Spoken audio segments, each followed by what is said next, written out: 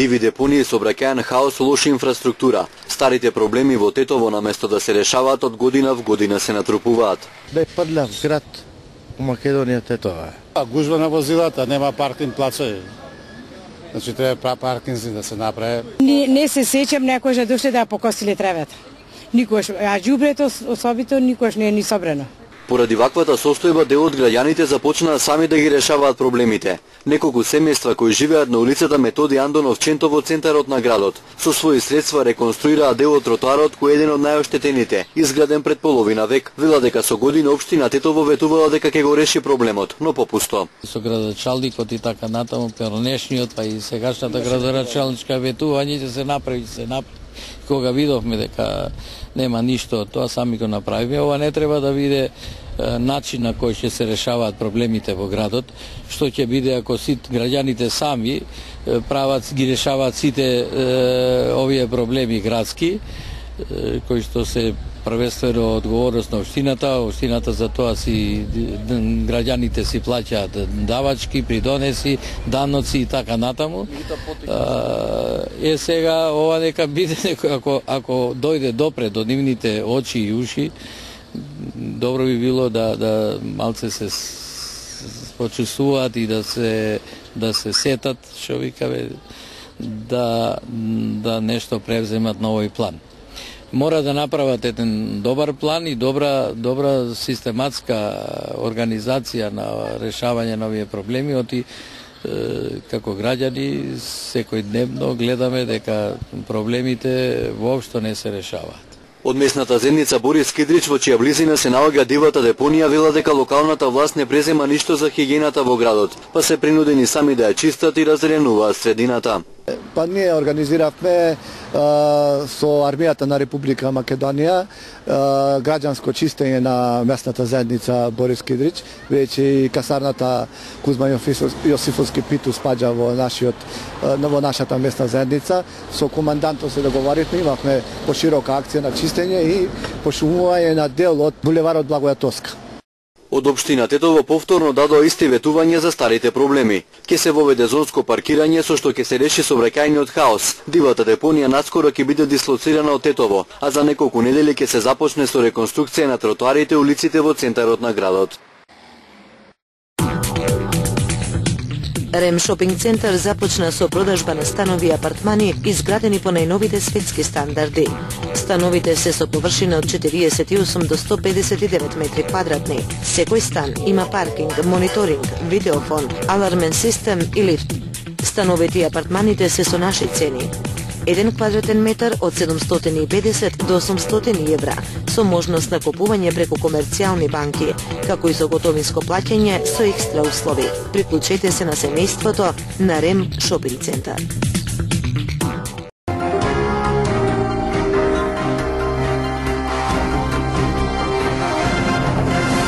Уписот на првачињата во учебната 2015-2016 година и официјално ќе започне во понеделник.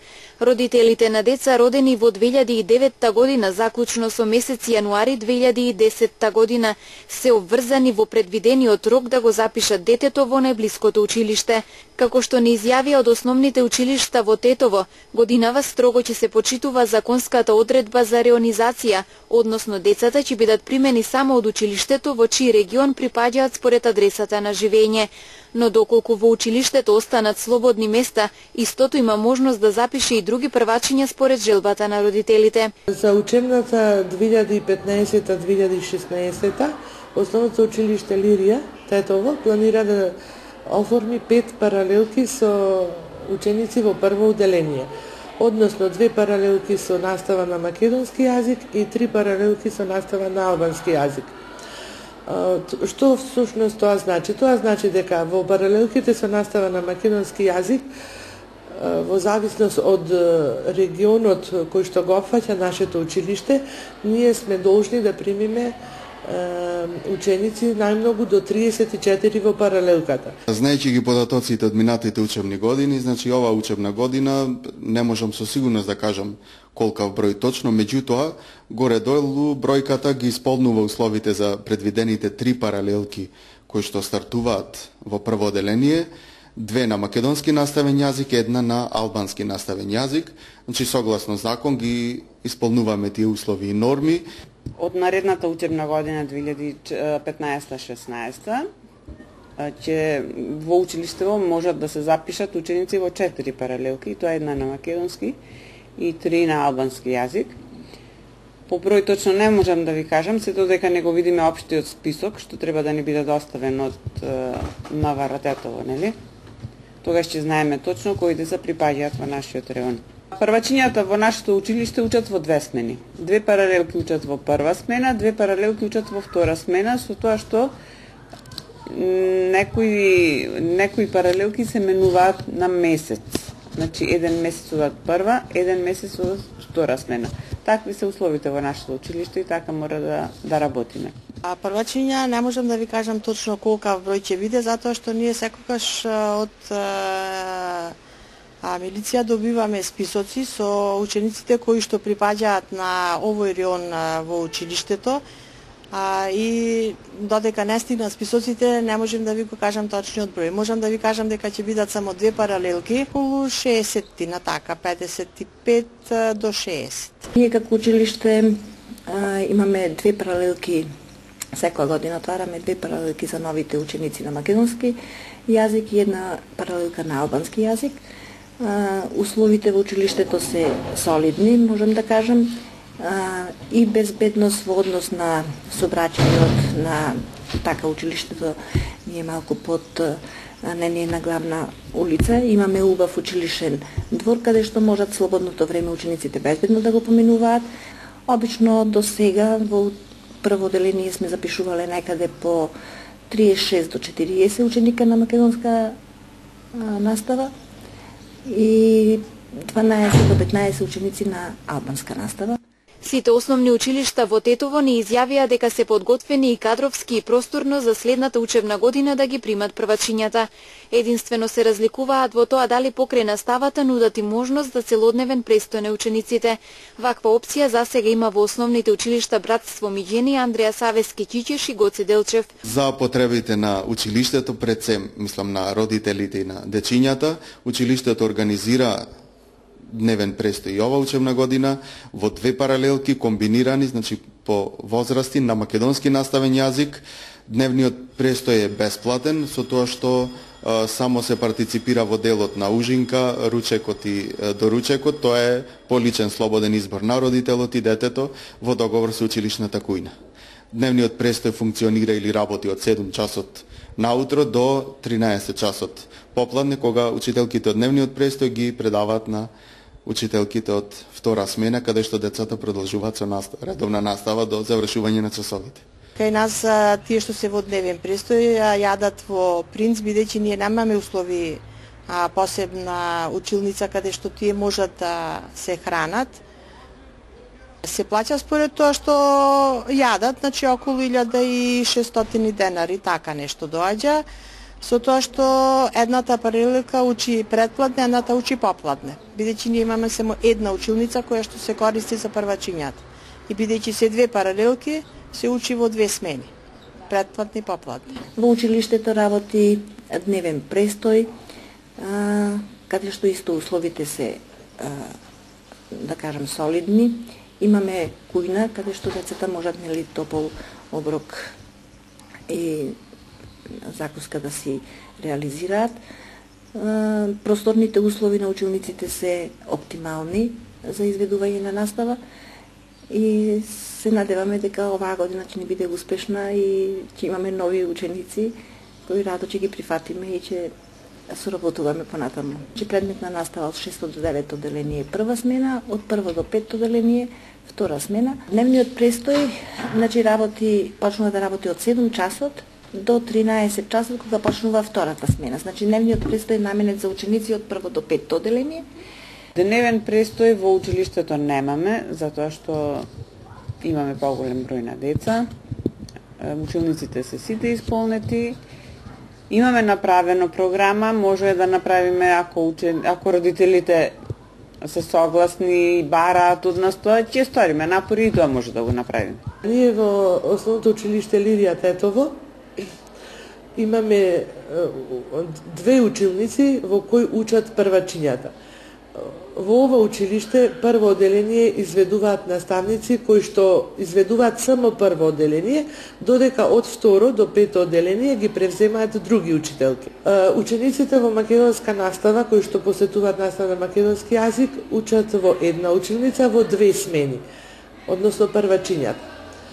И тие учат, првата смена почнува од 8:30 и завршува до 11:30, додека втората смена започнува во 13:30 и завршува во 16:30 или 17 часот. Нашето училиште му недостасува просторија за дневен престој, меѓутоа имаме некои надежи дека токму наредната учебна година ќе имаме барем една учебница повеќе за да ги згрижиме децата, бидејќи на вистина овој регион кој што го обкружува нашето училиште е централно градско подрачје и имаме голема потреба од една таква просторија во која би ги згрижувале децата или би направиле целодневен престој на децата.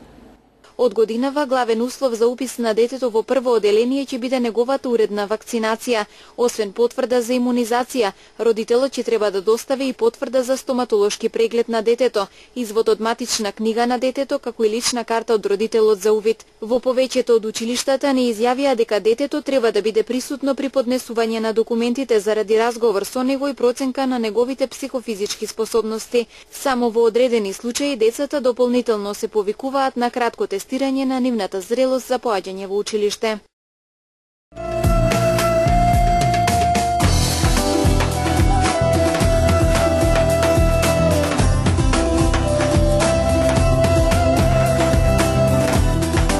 Актуелниот лидер на ВМРО ДПМН и премиер Никола Груевски доби нов 4-годишен мандат да ја предводи партијата. Како што информира председателот на Комисијата за спроведување на избор за председател на партијата, Илија Димовски, од вкупно 560 делегати за избор на председател гласале 529, од кои 528 за Никола Груевски, а едно ливче било неважечко. Денешното гласање беше продолжение на 15-тиот конгрес на партијата. Ово е четврти 4-годишен мандат за премиерот Груевски, кој првиот мандат од кога ја предводи партијата го доби на конгресот во Охрид во 2003 година, кога против кандидат му беше Маријан Ѓорчев. Делегатите на ВМРО ДПМН вчера попладне во текот на работниот дел од Конгресот донеле конгресна повелба, во која според информациите се утврдени насоките за понатамошното дејствување на ВМРО ДПМН врз основа на конгресниот слоган Силна Македонија, стабилност, работни места, инвестиции, доверба, перспектива. Усвоен бил и извештајот за финансиското работење на партијата во периодот од 2011 до 2015 година.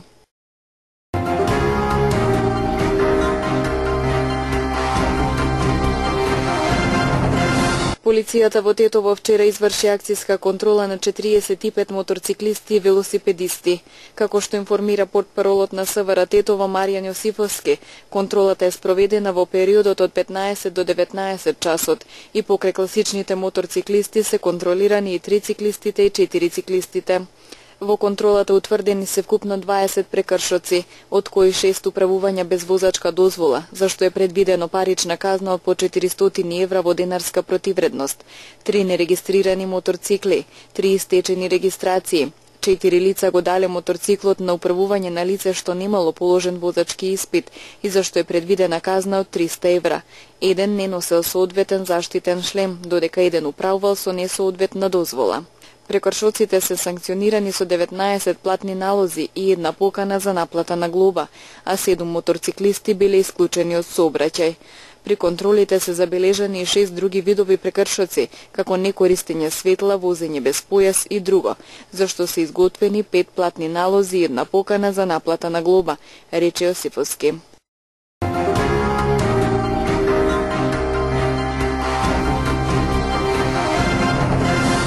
Да се спаси нечиј живот е многу хуман гест. Една кеса дарувана крв може да спаси до 3 или 4 животи.